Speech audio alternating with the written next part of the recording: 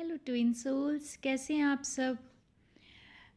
काफ़ी लोगों की रिक्वेस्ट थी और मैं खुद भी चाहती थी कि मैं इस टॉपिक पे वीडियो बनाऊं, कि मिरर एक्सरसाइज के बारे में आप लोग जानना चाहते थे। जब मैं इस ट्विन फ्लेम जर्नी में आई थी तो मैंने बहुत सारी वीडियोस देखी थी मिरर वर्क की, क्योंकि इनर वर्क के शुरुआती दौर में ही वो सब चीज़ें करनी होती हैं। तो मैंने काफ़ी चीज़ें ट्राई की पर मुझे कोई रिज़ल्ट नहीं निकला, क्योंकि मेन एक्सरसाइज मिरर एक्सरसाइज ज़्यादातर जो बताई जाती है वो ये होता है कि आप एक पेपर पेन लो, उस पे लिखो कि डीएम मुझे हर्ट करता है, और फिर उसी के नीचे लिख दो डीएम की जगह कि मैं खुद को हर्ट करती हूँ।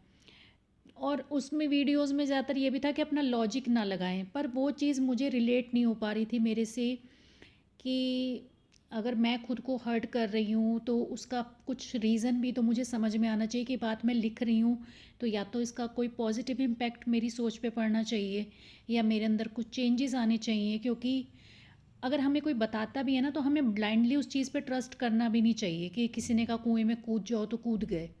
कुछ ना कुछ हमें भी तो रियलाइज़ हो ना कि अगर वो ऐसा करने के लिए कह रहे हैं तो क्यों कह रहे हैं, कि अगर मैंने वो लाइन लिखी तो उसमें मेरे अंदर क्या चेंजेस आए। मेरे अंदर कोई भी चेंजेस नहीं आए। मैंने बहुत बार ये चीज़ ट्राई की, मुझे कोई फ़र्क नहीं लगा। और मैं प्लीज़ आप सबसे भी जानना चाहूँगी, अगर आपने कभी इस तरीके से मिरर एक्सरसाइज की है तो क्या कभी आपको कोई चेंजेस नज़र आए, तो प्लीज़ मुझे बताइएगा, क्योंकि हो सकता है वो चीज़ आप समझ पाएँ और मैं ना समझ पाई हूँ। फिर एक दिन अचानक बैठे मुझे ऐसे ध्यान आया कि मेरे अंदर से मन किया कि मैं इस तरीके से करूं, या तो मैं मिरर के सामने गई, अच्छे से खुद को तैयार किया, पूरा मेकअप किया, बैठ के खुद को निहारा, और उसके बाद खुद से प्यार भरी बातें की। क्योंकि होता है ना कि हमारी लाइफ में ज़्यादातर ऐसा बचपन से टाइम बीतता है कि जहाँ पे हमें प्यार करने वाले लोग कम होते हैं और जज करने वाले ज़्यादा होते हैं, चाहे हमारे फैमिली के मेंबर्स ही क्यों ना हों। तो वहाँ पे मैंने खुद को बहुत पैम्पर किया, अपना नाम लेके खुद को आई लव यू बोला, और अपने आप को तसल्ली दी कि कोई तुम्हारे साथ हो या ना हो, मैं हमेशा तुम्हारे साथ हूँ, मरते दम तक तुम्हारे साथ रहूँगी। तुम जिस भी परेशानी में रहोगी मैं हमेशा तुम्हारी सपोर्ट बन के वहाँ पे खड़ी रहूँगी। कोई तुम्हें प्यार ना करे कोई फ़र्क नहीं पड़ता, मैं सारी ज़िंदगी हर पल तुम्हें दिल से प्यार करूँगी। और इस टाइप की जो भी बातें आ रही थी ना उस समय, हो जाता है, मैं अभी भी इमोशनल हो रही हूँ बोलते हुए, कि उस समय भी मैं इमोशनल हो गई थी। मुझे रोना बहुत आने लगा, मैं रोई भी बहुत, क्योंकि होता ही है कि आपके इमोशंस निकल के बाहर आ जाते हैं खुद को लेके, ख़ास तौर पे कि होता है कि फ़ील करते हैं कि क्यों सब ऐसा करते हैं कि हम किसी को प्यार कर रहे हैं वो बदले में हमें प्यार नहीं कर रहा। इस चीज़ का मुझे काफ़ी फ़र्क पड़ा था। ये मैंने खुद से किया था, मैंने किसी वीडियो में नहीं देखा था, मैंने किसी नेट पे नहीं देखा था, ये मेरे खुद के अंदर से आया था कि मैं ऐसे करूं। तो उसके बाद मैंने ये किया, काफ़ी मुझे रिलैक्स फ़ील हुआ कि ठीक है कोई भी ना हो मेरे साथ, मैं तो हूँ ना अपने लिए, मैं तो हूँ ना खुद के लिए सोचने के लिए। उसके बाद फिर मैंने अपने उससे ये सोचा कि सब कहते हैं कि मिरर एक्सरसाइज से आप काम करो तो डीएम पे भी काम होता है, पर वो लाइन के मैं खुद को इग्नोर कर रही हूँ, डीएम इग्नोर कर रहा है मतलब मैं कर रही हूँ, वो मुझे हर्ट कर रहा है मतलब मैं खुद को हर्ट कर रही हूँ, इसमें कुछ भी रिजॉल्व नहीं हो रहा था मेरी लाइफ में।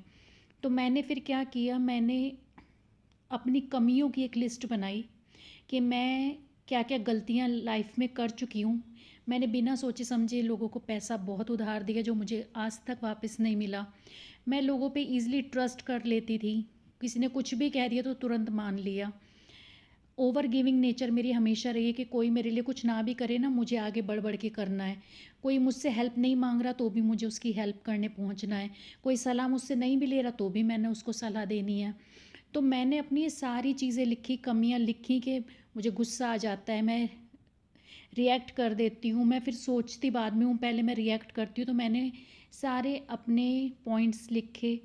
फिर मैं मिरर के सामने बैठती थी, एक दिन में मैं एक अपनी कमी पर काम करती थी, बोलती थी कि तुमने उसको अपना नाम लेके बोलती थी कि सिम्मी तुमने उस समय उसको पैसे नहीं देने चाहिए थे, तुमने गलती की, तुम उस समय पे उस पॉइंट पे ज़्यादा इमोशनल हो गई थी, तुम्हें लगता है कि दुनिया सिर्फ तुम्हारे हिसाब से चलती है, तुम जैसा सोचती हो वो वैसा सोचती है, पर दुनिया ऐसी नहीं है। दुनिया मतलब के लिए यूज़ करती है, उसने तुम्हारा भी यूज़ किया। तो आगे से जब कभी भी कोई तुमसे दोबारा पैसे मांगे तो तुम बिना सोचे नहीं दोगी, और करनी भी होगी हेल्प तो तुम दूसरे तरीके से करोगी, ओवर गिविंग नेचर में नहीं रहोगी। तो इसी तरह से मैंने मिरर के सामने बैठ के अपना हर इश्यू सॉल्व किया। अपनी हर प्रॉब्लम को, एक दिन में मैं एक प्रॉब्लम लेती थी, और यकीन मानिए इससे मुझे इतना फ़र्क पड़ा कि वो चीज़ें जो पॉइंट्स मैंने वहाँ पर बैठ के मिरर के सामने बैठ के बोले थे, उसमें फिर मैंने खुद को समझाया कि तुम ये कर तो चुकी हो, पर आने वाले टाइम में तुम्हें अब ये नहीं करना है।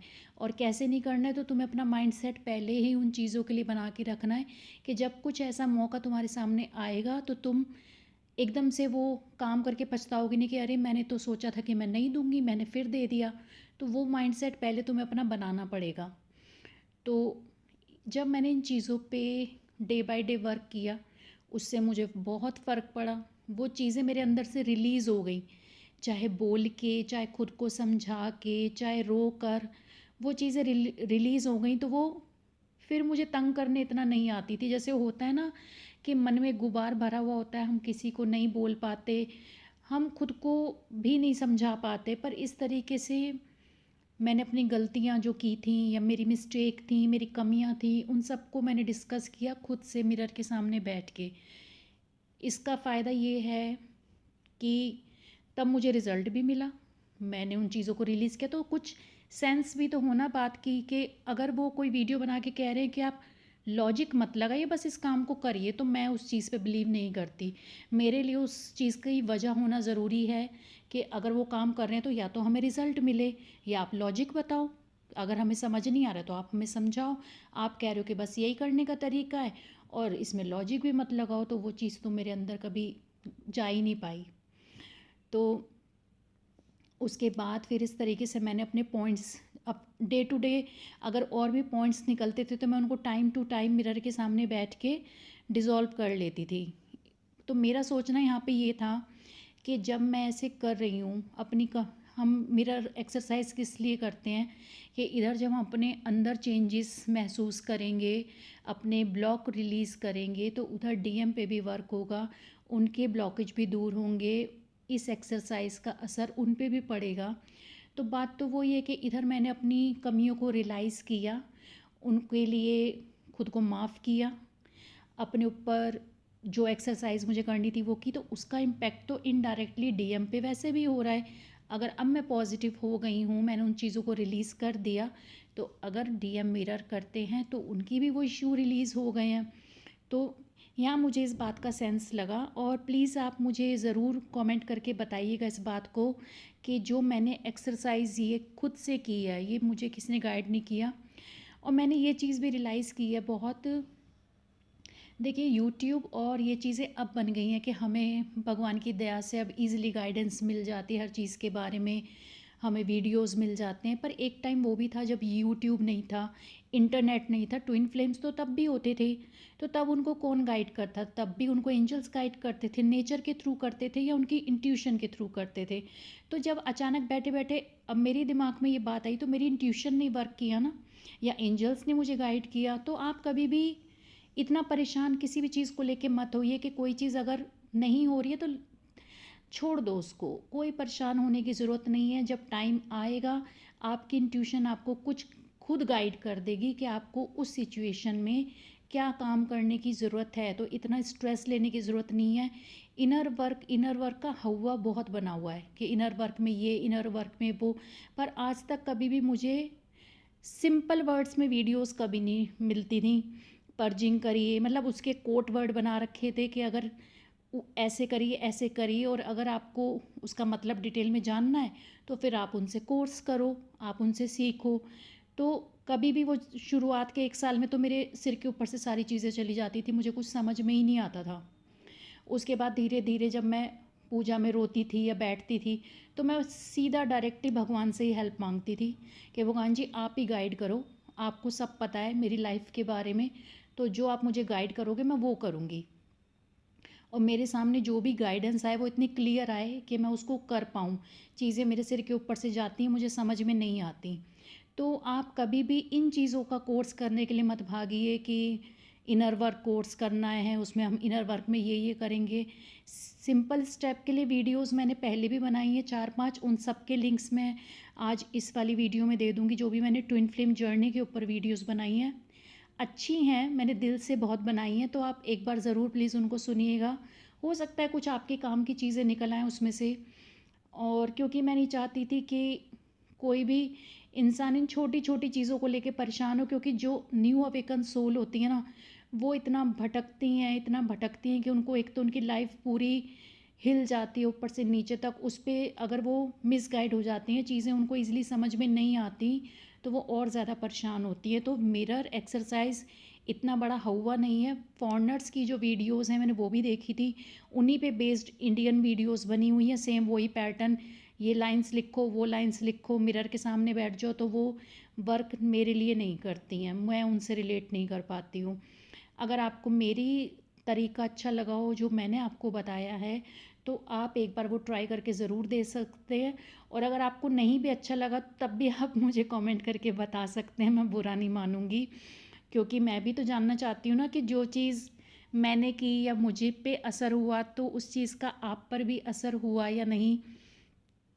और अगर आपको और भी किसी चीज़ के बारे में आप चाहते हैं कि मैं वीडियो बनाऊं, जो चीज़ आपको समझ में ना आ रही हो, तो मैं उसके ऊपर ज़रूर वीडियो बनाऊंगी। आप मुझको बताइएगा कि आपको क्या चीज़ ऐसी है जो समझ में नहीं आ रही है ट्विन फ्लेम जर्नी में, जिसके बारे में आप चाहते हैं कि आपको पता चले। और मिरर के सामने आप जब भी बैठें, मैं यही कहूँगी कि खुश होके बैठें। कभी भी रोते हुए मिरर के सामने ना जाएं, क्योंकि वो रिफ्लेक्शन उसका पड़ता है। हमेशा मिरर के सामने मुस्कुराते हुए बैठिए, अपने आप को प्यार करिए, पैम्पर करिए, खुश रहिए, बातें करिए। जो आप चाहते हैं कि कोई इस तरीके की बातें आपसे करे, तो आप वो बातें खुद से करिए। तो जब भी मिरर के सामने जाए, मैं ब्रश करने भी जाती हूँ ना मिरर के सामने, तो खुद को पहले स्माइल देती हूँ। पहले मैं रोती थी मिरर के सामने, वो रिफ्लेक्शन पड़ता था, मैं और रोती थी और रोती थी। तो फिर मैंने ये सीखा कि कभी भी मिरर के सामने जो आप चीज़ करोगे ना, मिरर उसको रिफ्लेक्ट कर देगा, 10 गुना बढ़ा देगा। तो कभी भी मिरर के सामने जाके रोना नहीं है, दुखी नहीं होना, सैड नहीं होना। नॉर्मली भी आपको अपना फेस दिख जाए तो एक प्यारी सी स्माइल पास करनी है मिरर के सामने, और अपने आप को प्यार भेजना है। तो उम्मीद करती हूँ कि आपको ये वीडियो अच्छी लगी होगी। अच्छी लगी तो प्लीज़ मेरे चैनल को लाइक एंड सब्सक्राइब करिए और कमेंट ज़रूर करिएगा। और हाँ, मैंने अपना कॉन्टैक्ट नंबर डिस्क्रिप्शन बॉक्स में दिया है, तो जिनको भी काउंसलिंग या टैरो कार्ड रीडिंग की ज़रूरत है, जो करवाना चाहते हैं, तो वहाँ डिटेल देखकर वो मुझे व्हाट्सएप पे मैसेज कर सकते हैं। God bless you all.